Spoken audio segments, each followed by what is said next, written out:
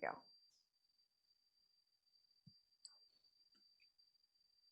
Okay, great. So thank you for joining Pamela and I today.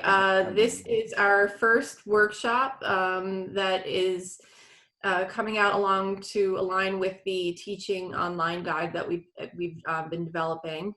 And what we've been finding is that, you know, very often people also need a place to kind of practice or apply some of what they're reading elsewhere. So this is a moment to kind of talk through some of the concepts you might have been reading about, but also to start workshopping it. I know I found in the past I found it helpful to have some feedback from a colleague, and also to have some structure,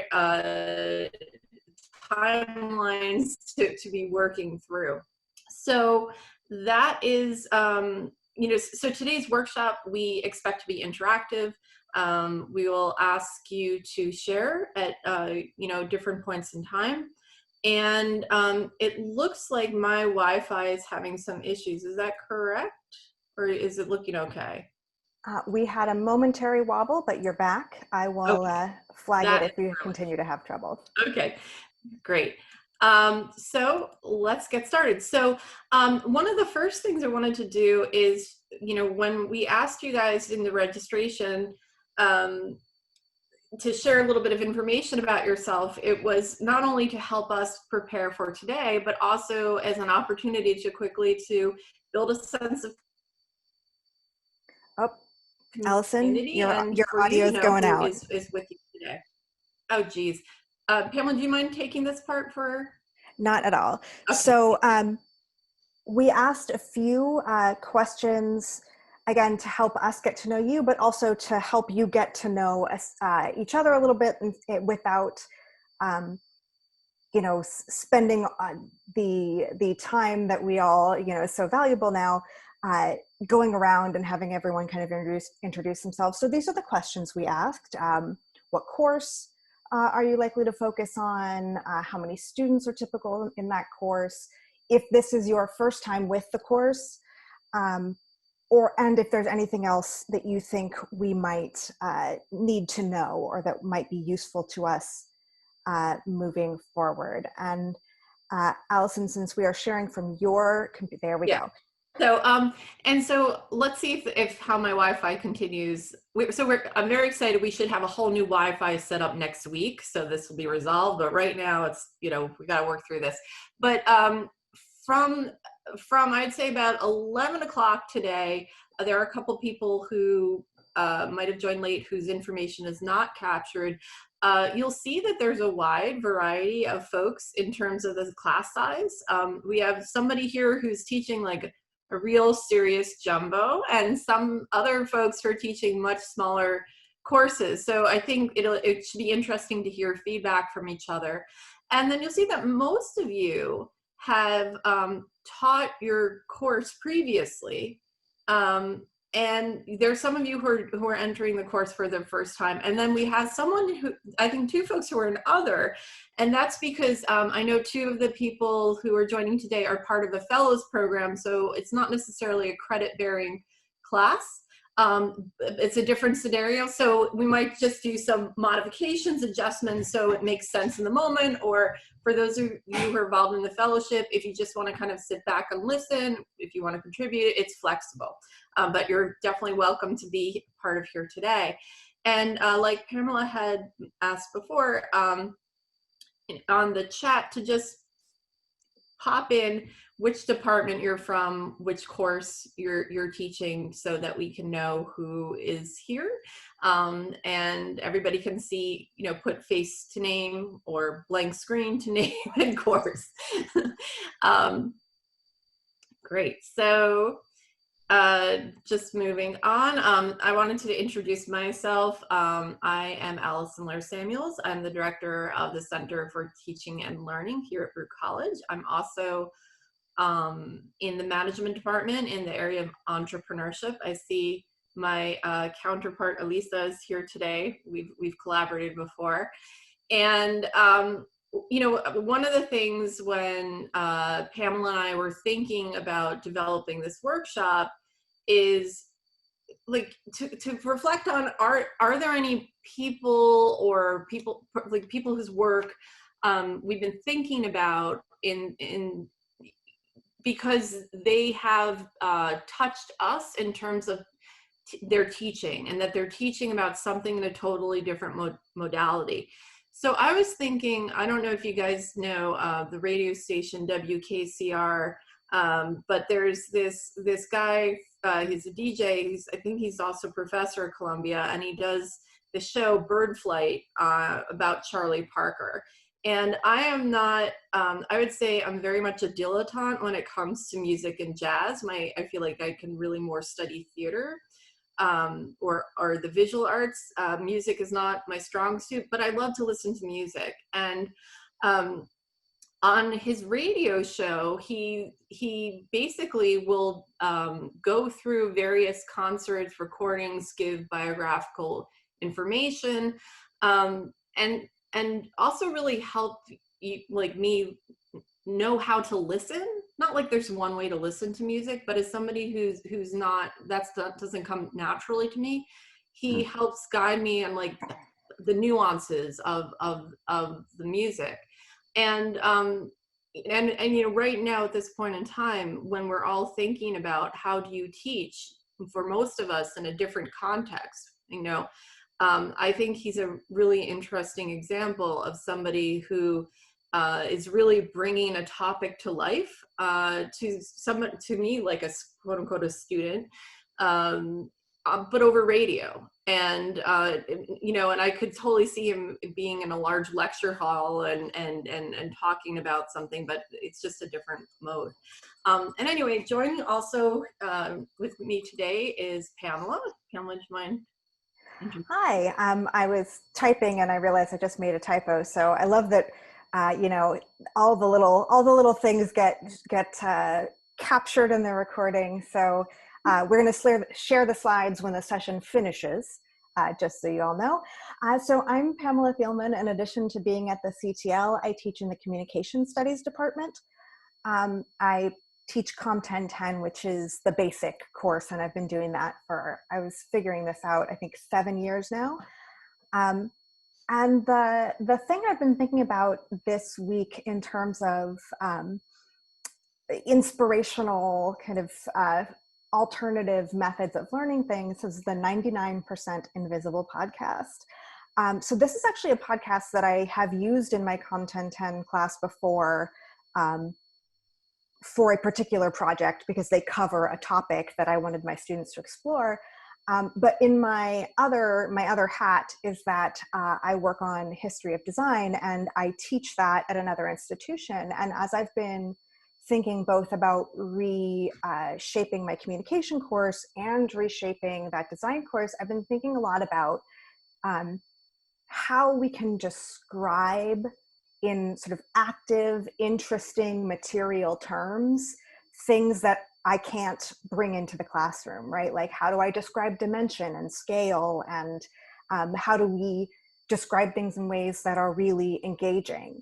So this podcast is about design in the world around you, everything from flags to street signs to monuments to curb cuts. I mean, it's sort of a little bit of everything.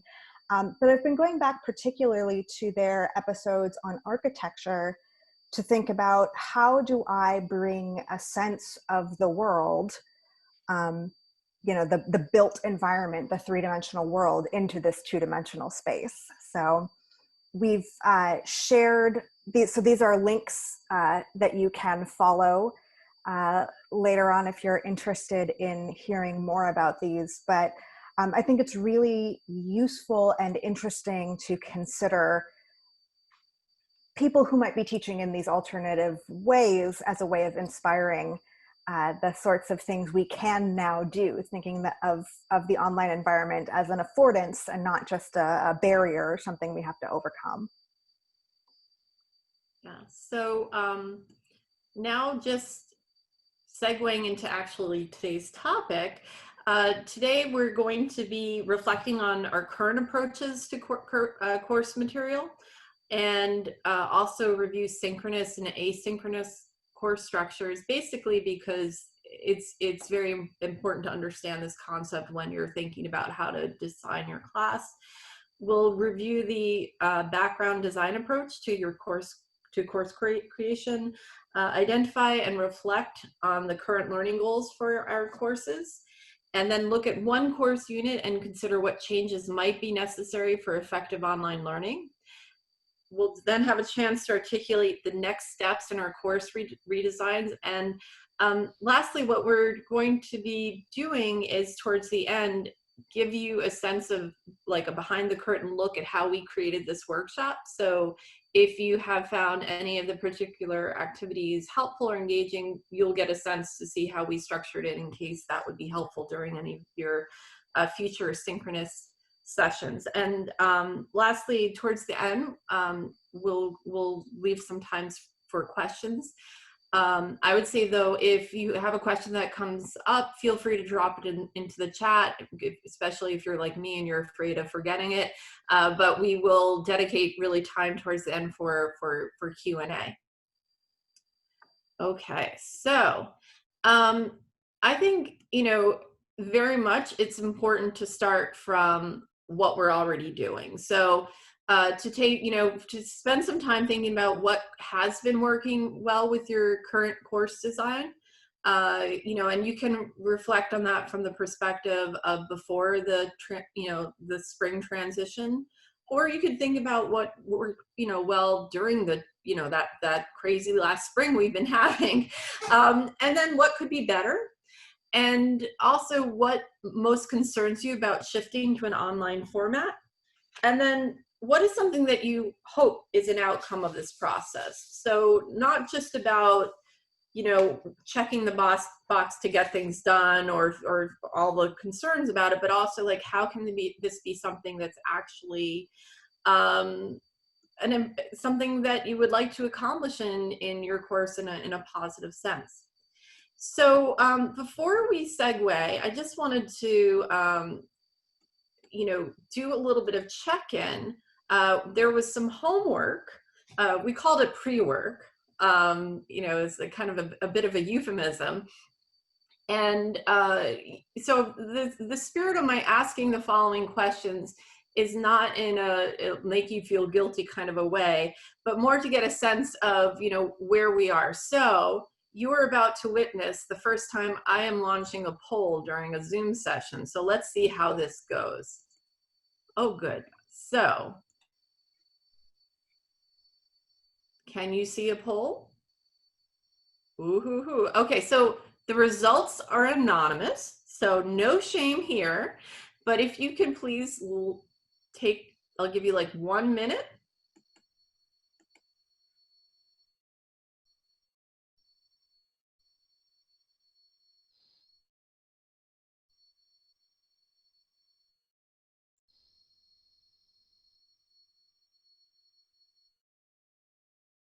Oh, and you know what I realized? Well, I successfully launched the poll, but I launched the wrong poll.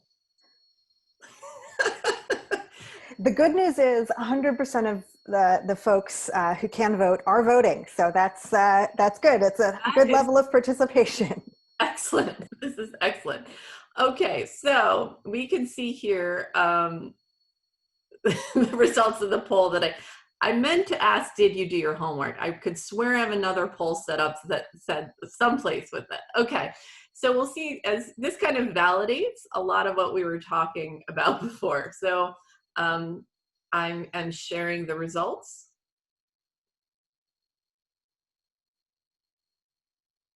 And I'm going to now stop. Okay. And then, oh, here we go. Now I am launching you are witnessing the second poll. And this is what I meant to ask. So we're good. It helps if you actually read something before you click on it. Okay, and I'm going to relaunch it because it looks like polling is closed. I'm going to continue this here. There you go. You should be able to vote now.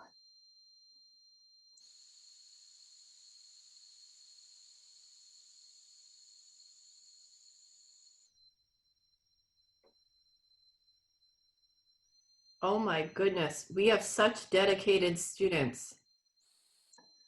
All right. I am uh, seeing that we now have 100% participation. We'll end the poll and share the results.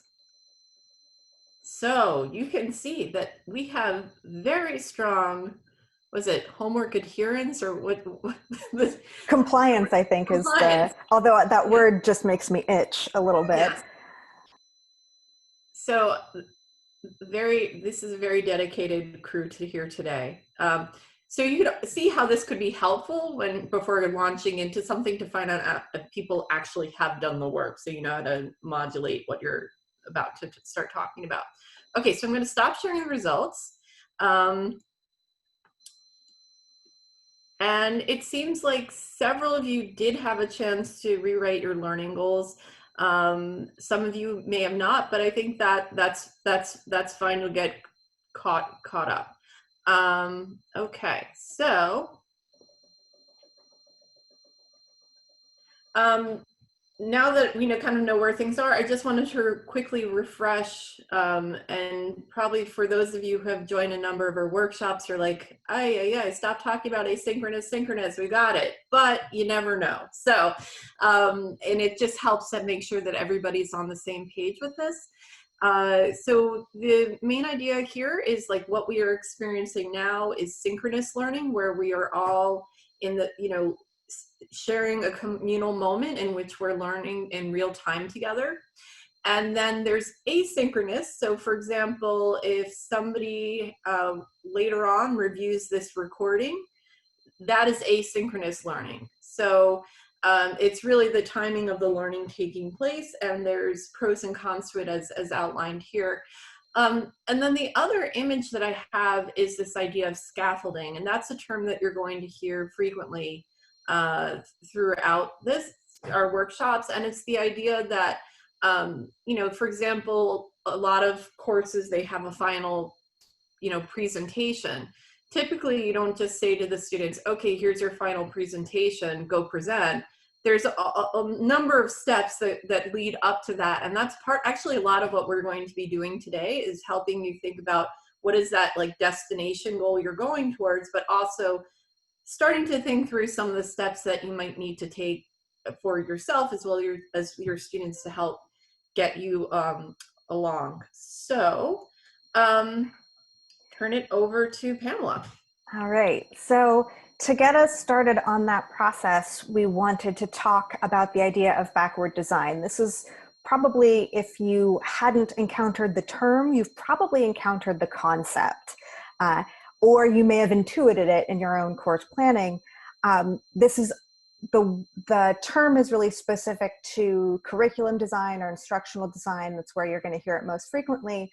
And it came about came into higher ed in the later 90s with the book Understanding by Design by Jay McTeague and Grant Wiggins. And you can find links to their information on the Vanderbilt resource that we sent as part of the homework. And if you scroll to the very top of the chat, I also dropped in a link to Jay McTeague's own page. Because he is making his living now as a consultant rather than, he's educating educators these days. So you can find more information there. But the basic idea is that you work from your desired results to what you would consider acceptable evidence that those results were achieved. And then once you kind of have those two ends, you fill in the steps, the activities, the readings, that kind of stuff that you need to get from one point to the next. So if we look at the next slide, you will see that it is kind of this 3-step or 3-question process of what are the learning goals for my course? How will I know if my students have achieved these learning goals? And then what lessons, assignments, activities, readings, etc., do I need to provide students for them to achieve these goals? So, again, making it even smaller. Learning goals lead to assessments, lead to lesson plans.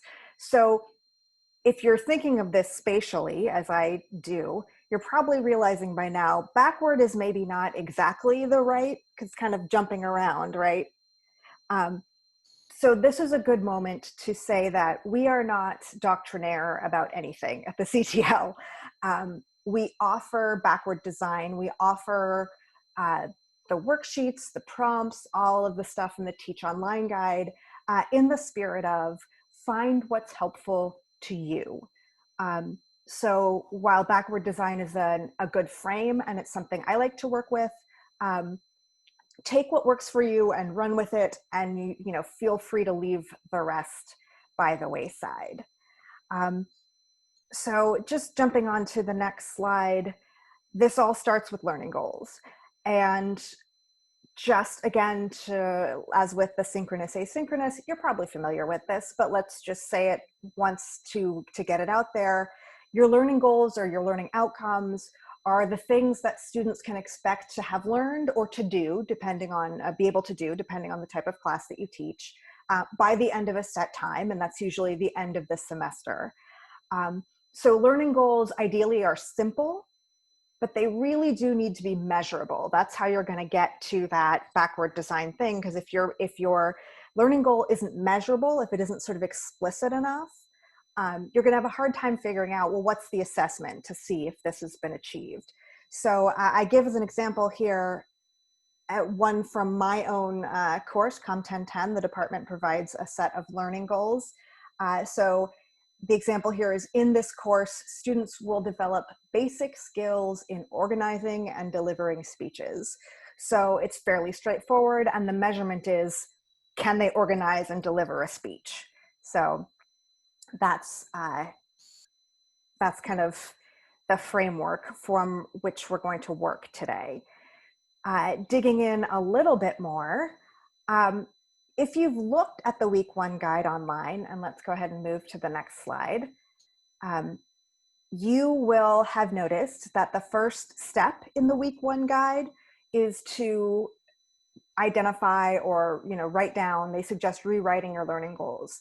Now, I am in a position that some of you may also be in, where learning goals exist already for my course. They're mandated by the department. You inherited them from another instructor.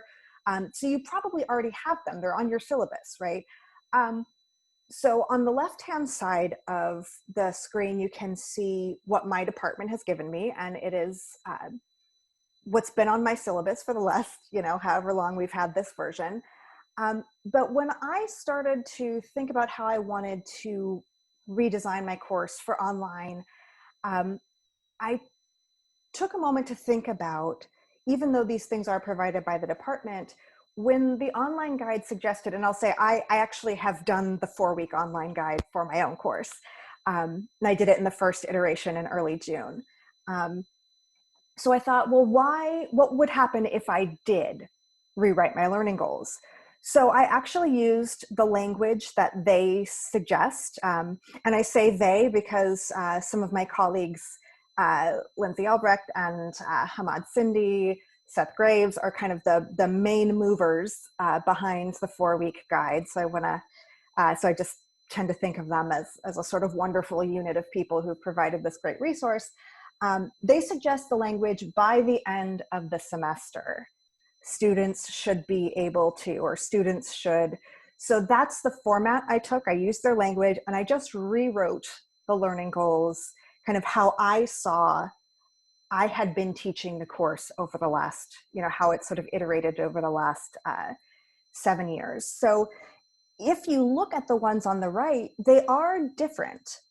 They're all based in the learning goals from my department, but they reflect my kind of lived experience of teaching this course.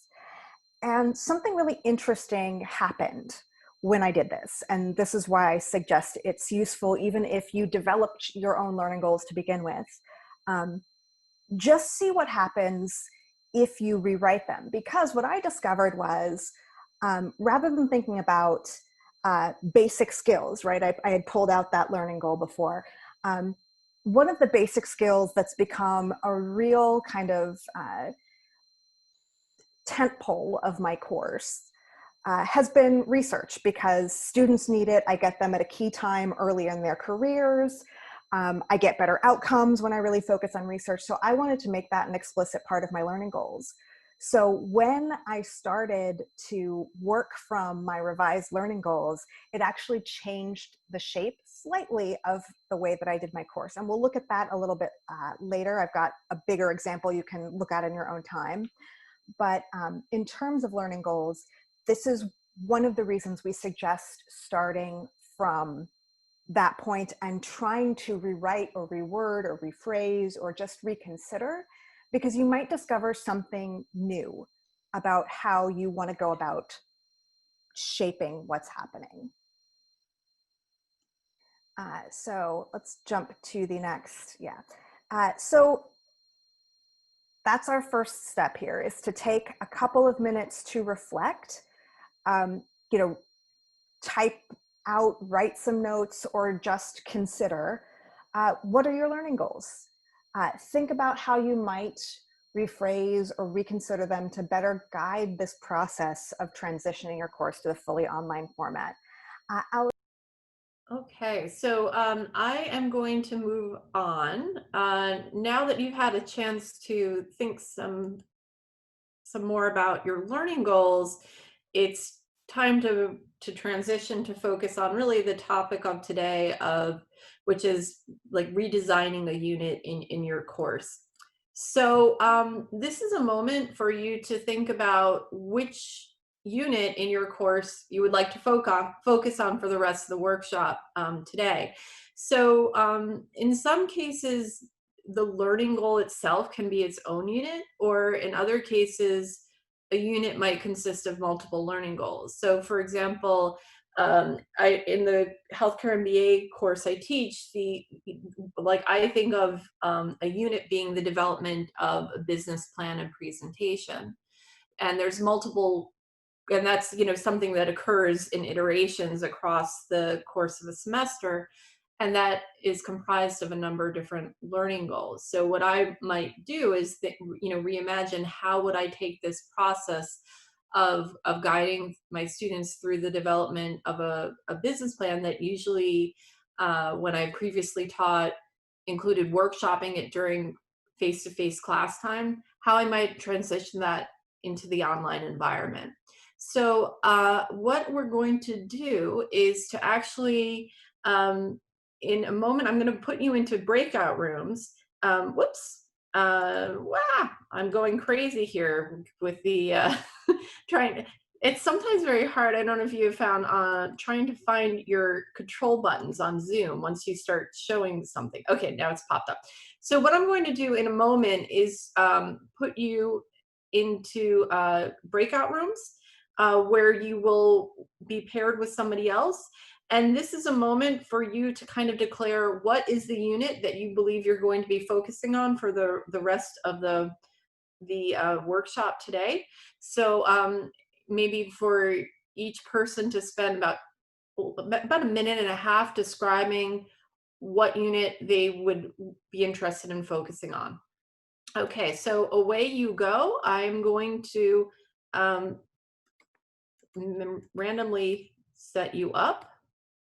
Okay, there will be one group that has 3 folks in it. Let's see how it goes. Okay, away you go.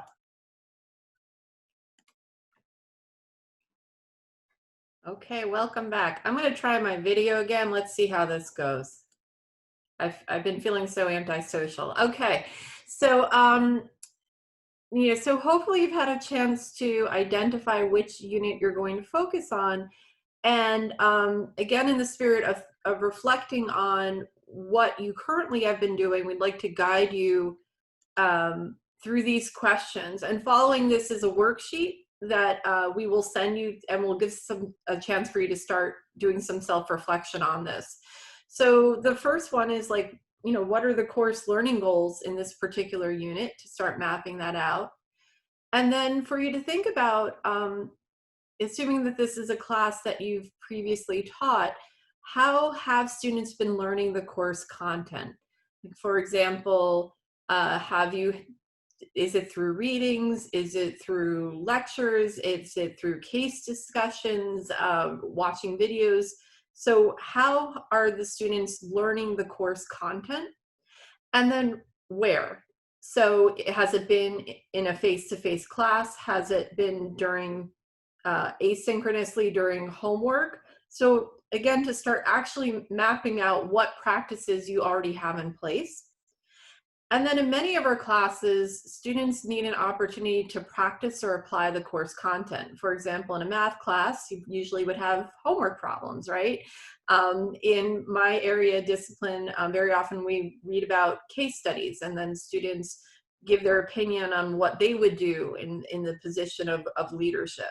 So in what ways in our courses do we give students an opportunity to practice and apply the course content? And again, where has this been taking place? Has it been during in class, in guided activities? Has it been through papers? Whatever it might be, to start identifying it. And then how do you assess what your students have learned?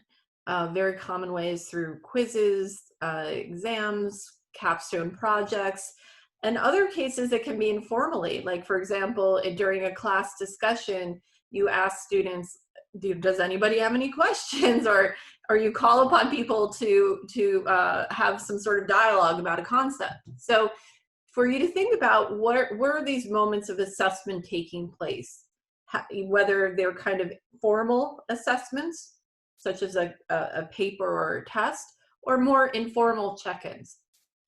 And then the other thing for you to consider is, what technology have you been using? Because again, with the move to online, a lot of people are very much thinking about, well, what technology should I be using? What, should I change things, or should I be using different tools? But to start off by just initially identifying what is the technology you have been using. So let me just get to the proper slide here. So this is a worksheet. So I'm going to give you, I'd say, like 5 minutes to just make some notes answering these questions. They don't have to be full sentences, but it's, again, a way to start mapping out what it is you have been doing in this unit for a particular class. So as you were writing, we just thought this would be a good moment to remind you of the diversity of things that are available to you as you go about the process of thinking about how you want to reshape your course. So remember that in the process of moving from how I do things to how I am going to do things, um, you can stick with what works for you and what you've been doing in your course, but there are a lot of different ways you can share content and you can assess.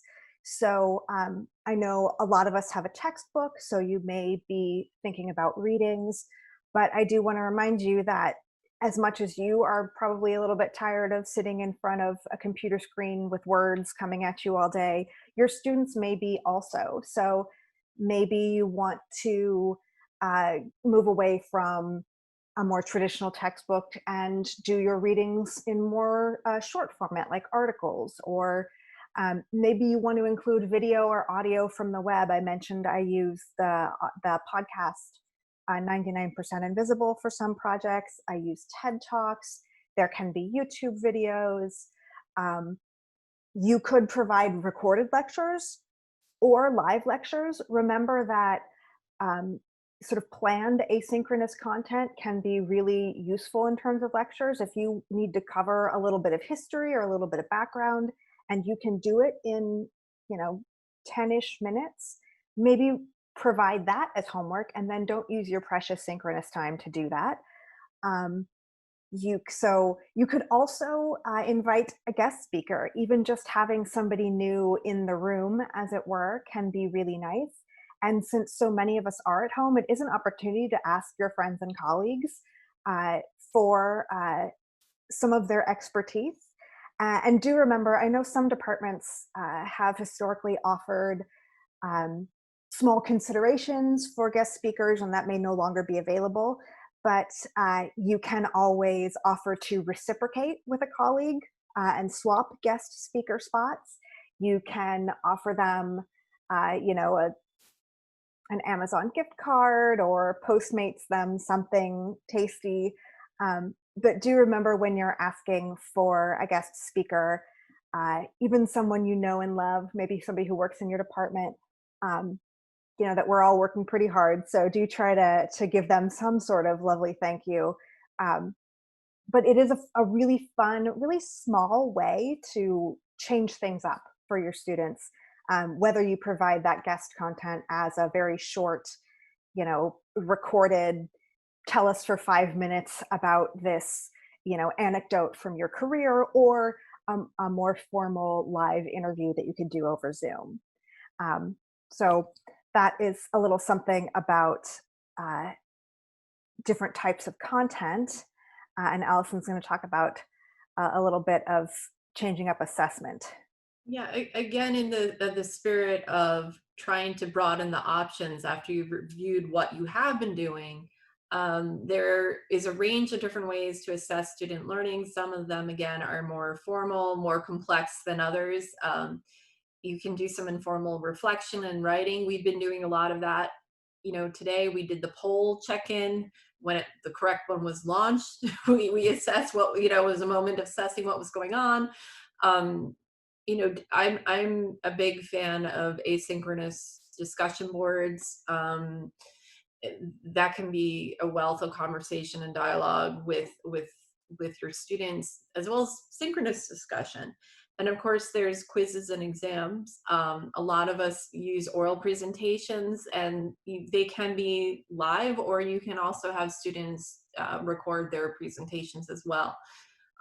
There's can be multimedia projects, essays, case memos, a number of different things. I've even experimented uh, telling my students that they could propose to me, what the project should be, and that, and that it would have to hit certain criteria. But if they, like, for example, I had a student who was like a photographer, and I said, okay, do write a photo essay. So I think that you can wind up in some cases having a lot of fun in terms of both for you and your students in terms of assessing their learning. So now we'll hear a little bit more about Pamela's process as she started thinking about, you know, now that you've had this new awakening about what is actually this theme throughout your course of research, how you then infuse that into your course. So, as I said, when the first version of the 4 week guide kind of launched in June, I jumped on that as an opportunity to get started on my course planning, just to see how this would go. I had felt okay about the way things went in the spring, but I knew that I had learned some things that I wanted to incorporate.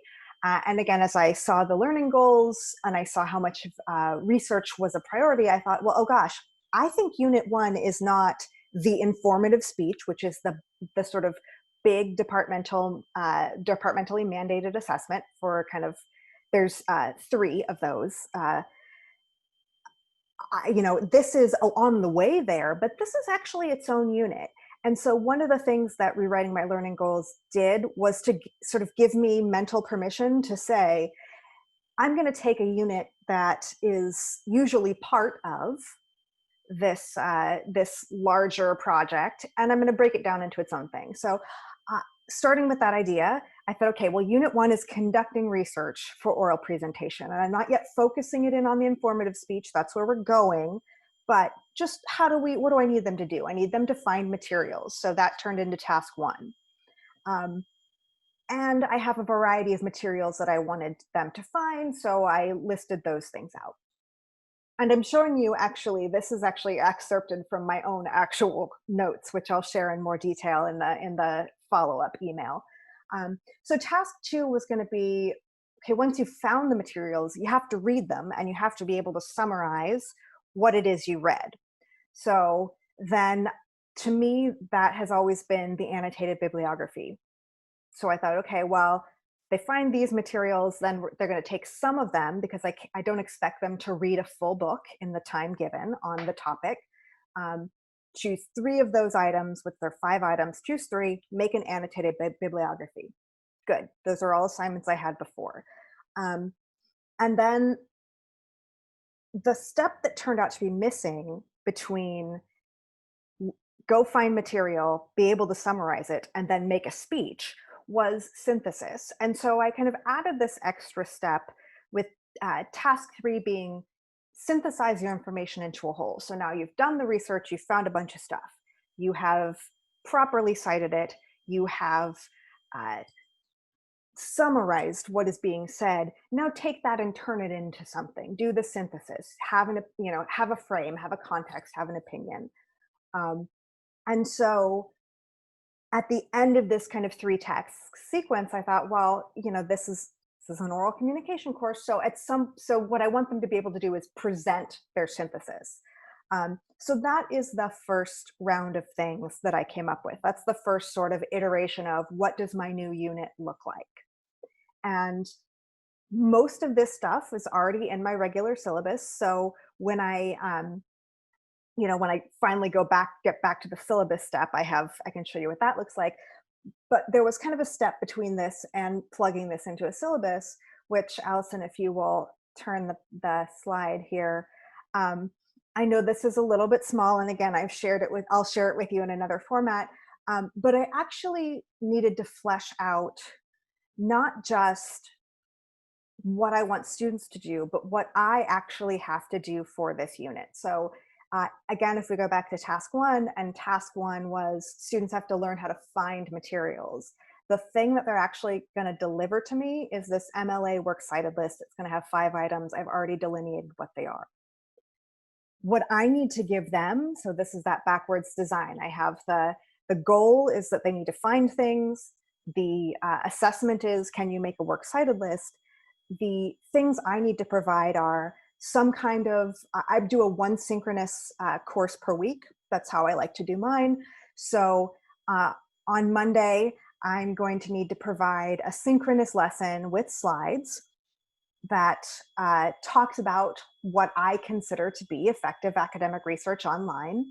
And I've made this sub bullet point for myself with interactive elements to remind me that when I'm going back to my slide deck, I am asking myself, have I built in a moment for students to do something? And then I also need to provide them a couple of things, since they're not going to see me in person twice a week to ask questions. I want to provide them with a reference handout that I didn't used to before,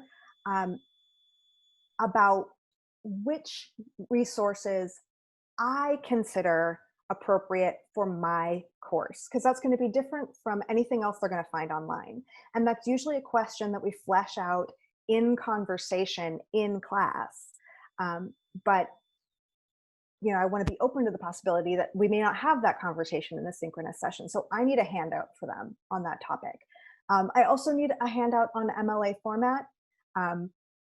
No matter what I do, students slip up there. So, I need to make sure that I have a resource for them that's handy, because when I just say, go visit the online writing lab at Purdue, some do, some don't. But if I can say, go on Blackboard, this is exactly what I mean, I get better works cited lists. So that's the next thing. And then I need to flesh out an assignment. So I need to create written guidelines for an assignment in which students find a newspaper article, a journal article, government data, a visual or audio resource, and a book.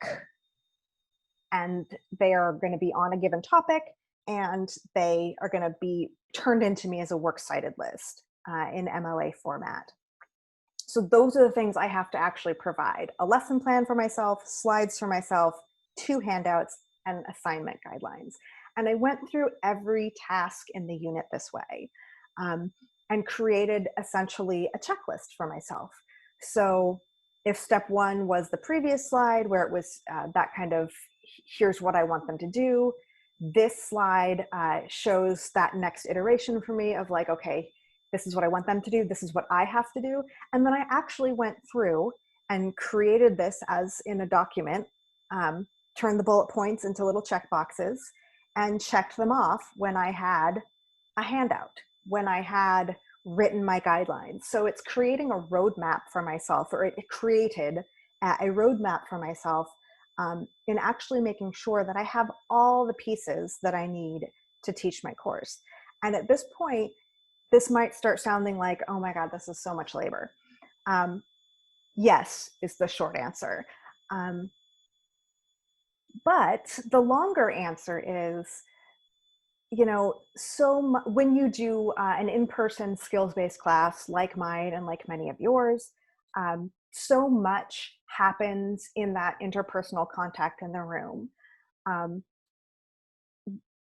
That is different online.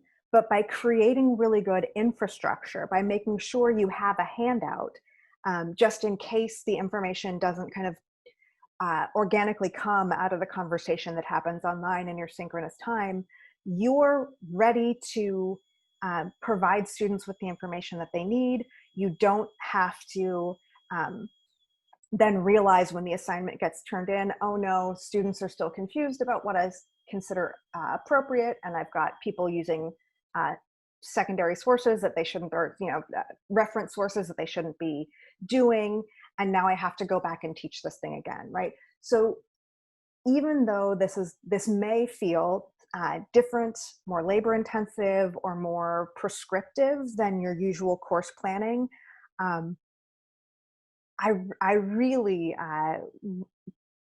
encourage you to kind of write it out and see how this process feels for you, because it's going to create all the things you and your students need to have a much less labor-intensive semester.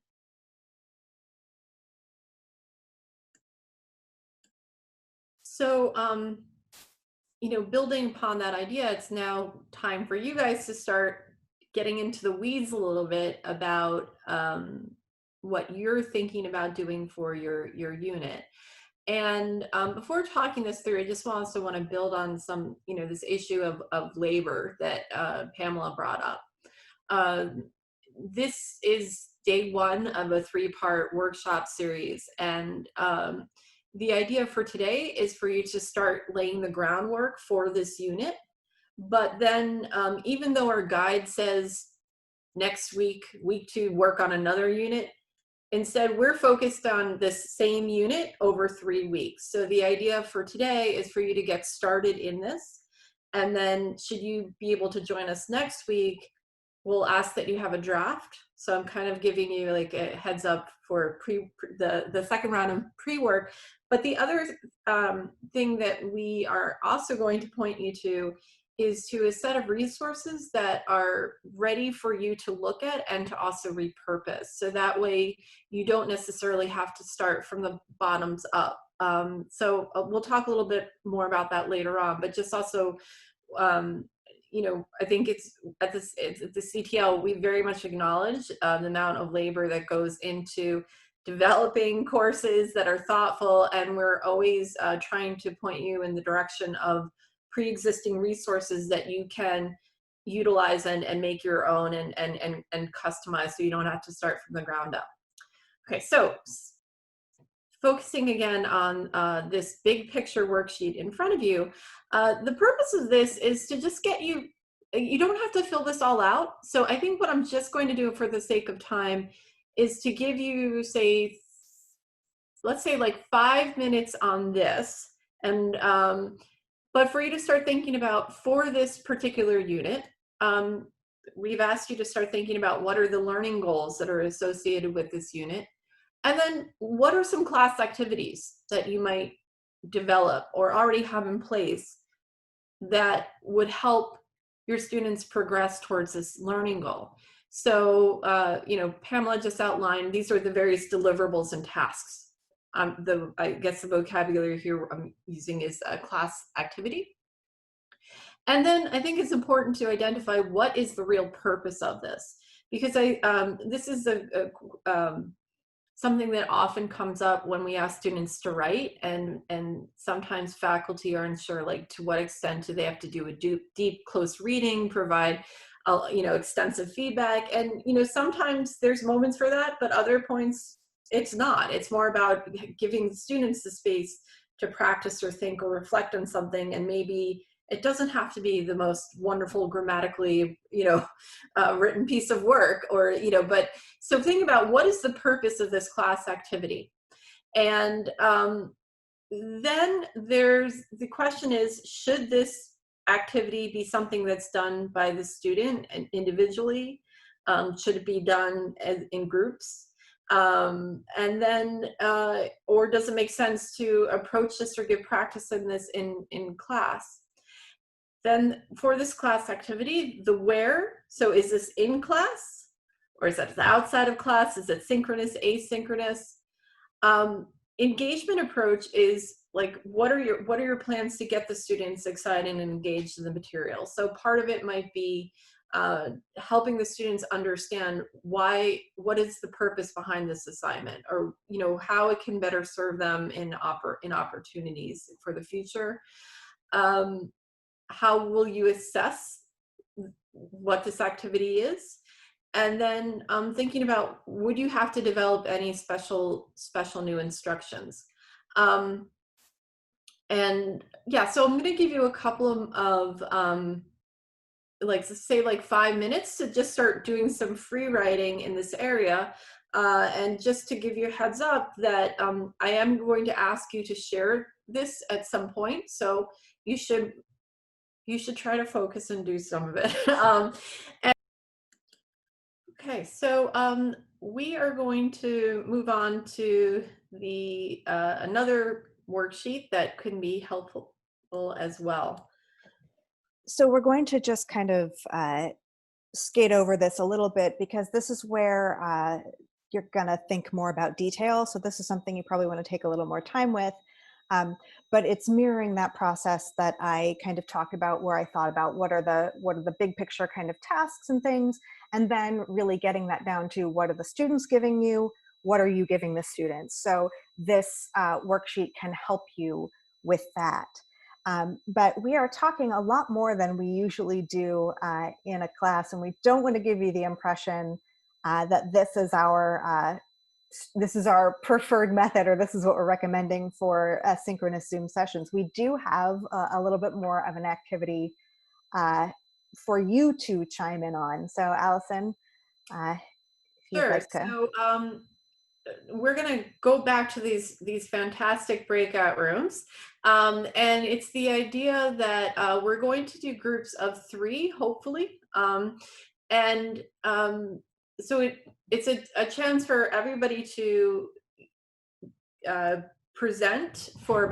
informally present for about 2 minutes your initial plans on how you're thinking about reshaping this unit in your course. You are welcome to look at the worksheet that we had covered on 2 slides ago to help you with that process.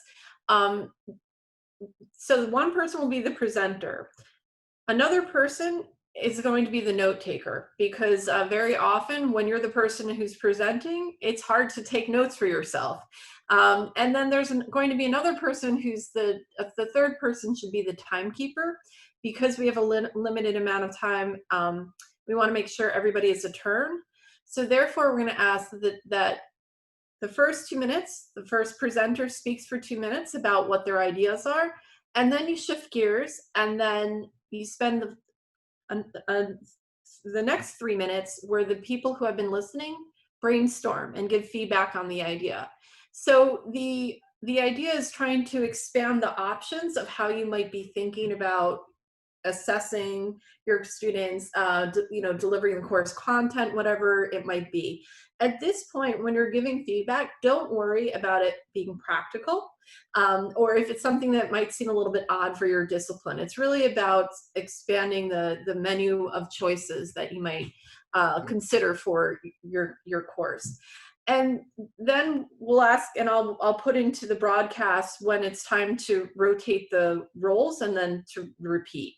So that way, hopefully everybody in the group should have a chance to present what their ideas are and receive feedback. And then you'll give feedback on probably 2 other people. So the goals of this activity is really for you to start thinking a bit more precisely about the ideas of how you might want to approach the redesign of your unit. And then also give you a chance to practice brainstorming and to widen your understanding of what might be possible. So I just want to see, does anybody have any quick questions about the what we're supposed to be doing? I kind of jumbled on through that. I want to jump in and just say, because of time, perhaps we could do 2 minutes for presentations and 2 minutes for response. So Okay, each person gets 4 minutes. that sounds good. Okay. Um, I know that was definitely not enough time to give feedback and to probably share your thoughts.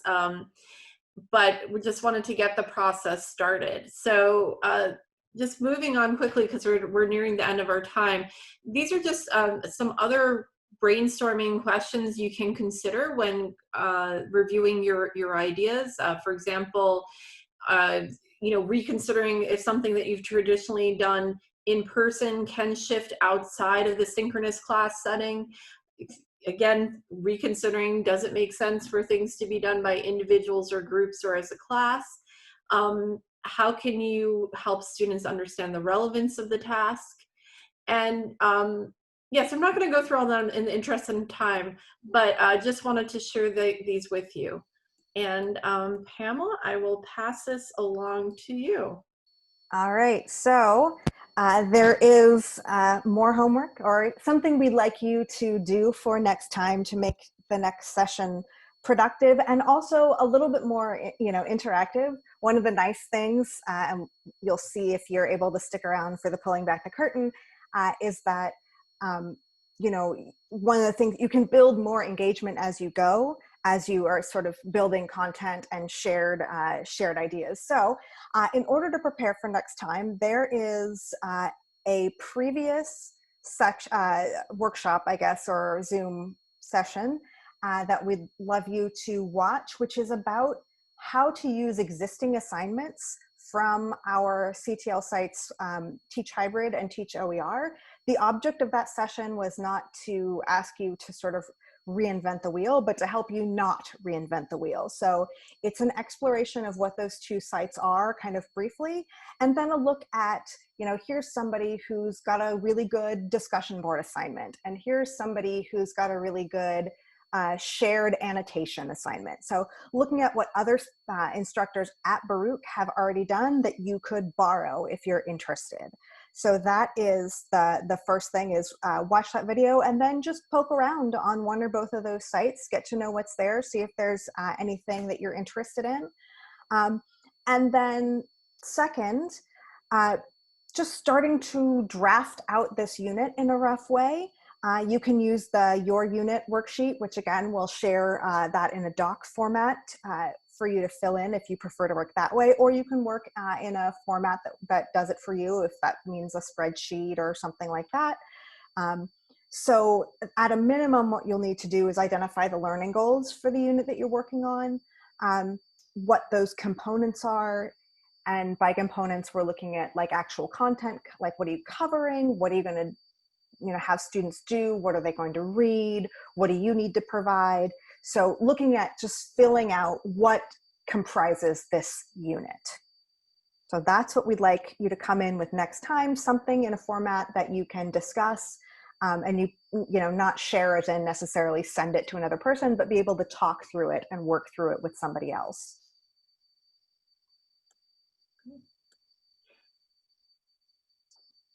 So I will say we try very hard to respect everyone's time, and we do recommend you do as well with your classes.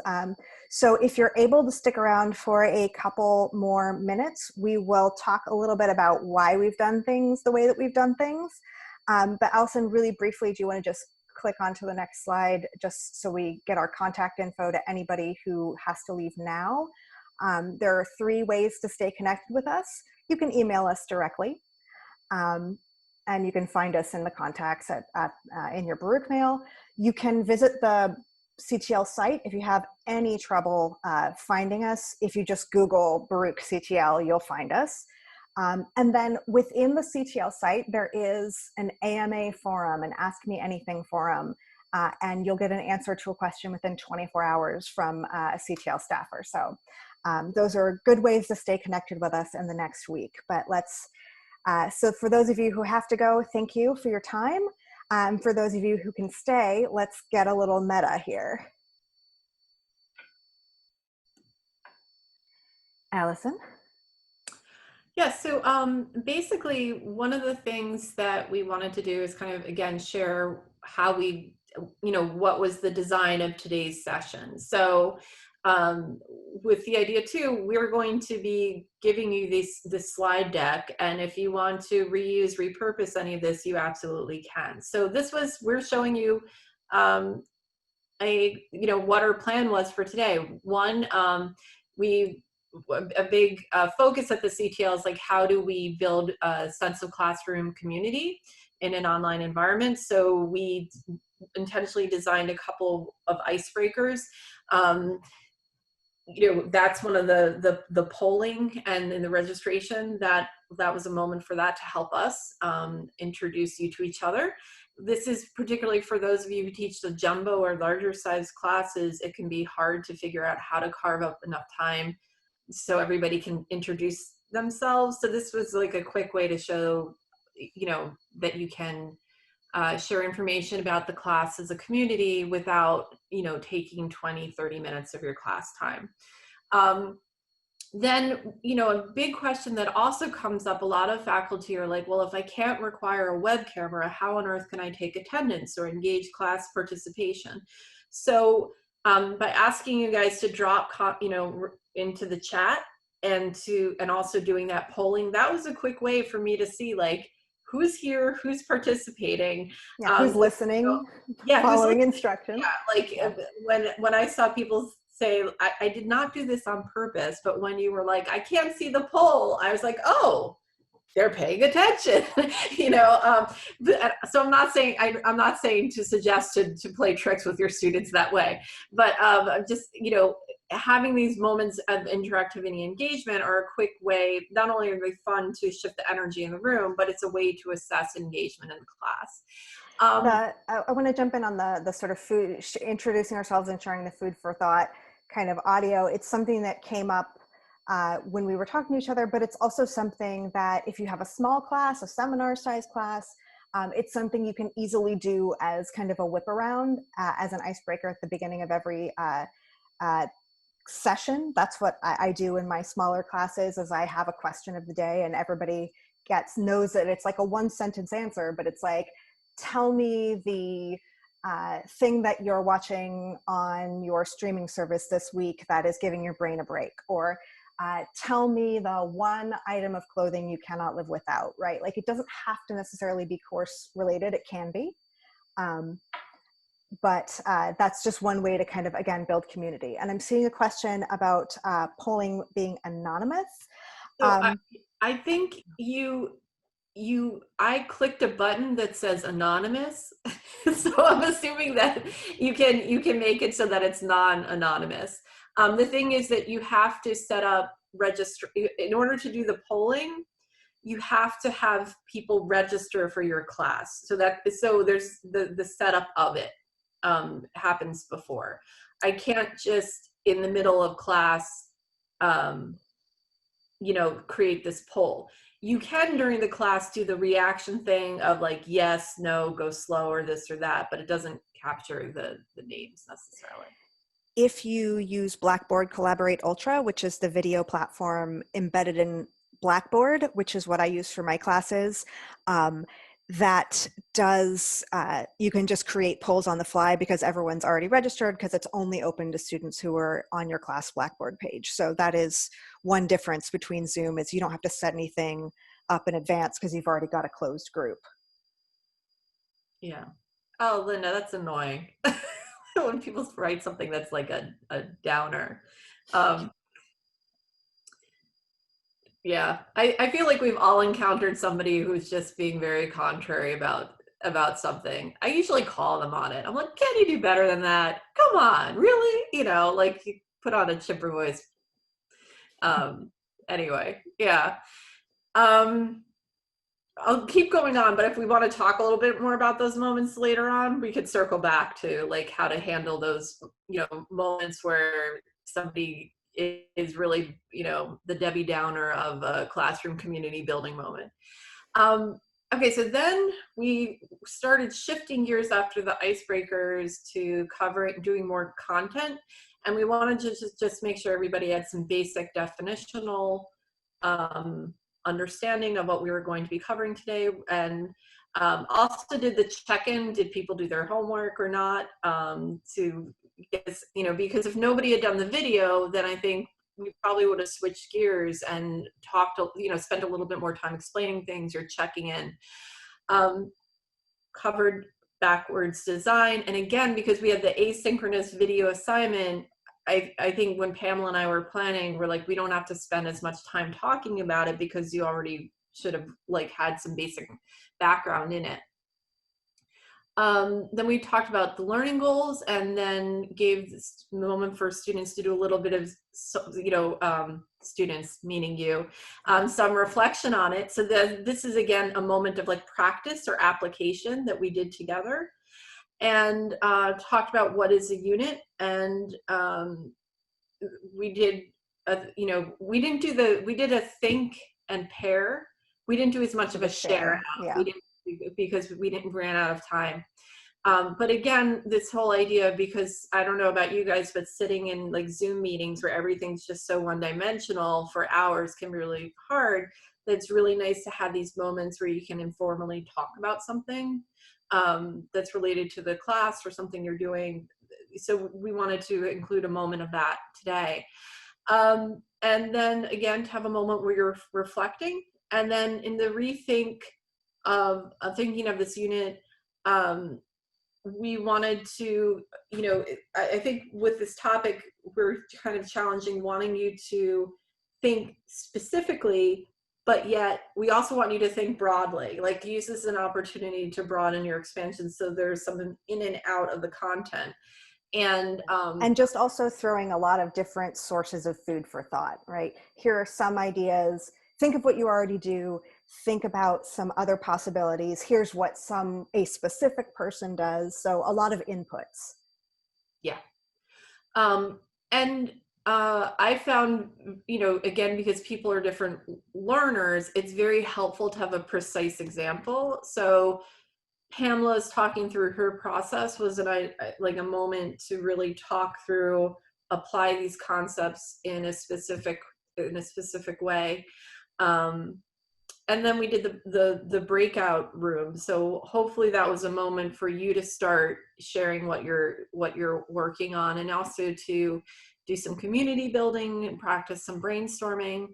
And then we have the homework for the next session. And also just to clarify, if you are interested in coming next week, that will require different registration because it's helpful for the polls and these other, teaching techniques that we can do during the session. And our hope is for the next session to do a lot more interactivity so that you're getting more feedback on your work, and it's less.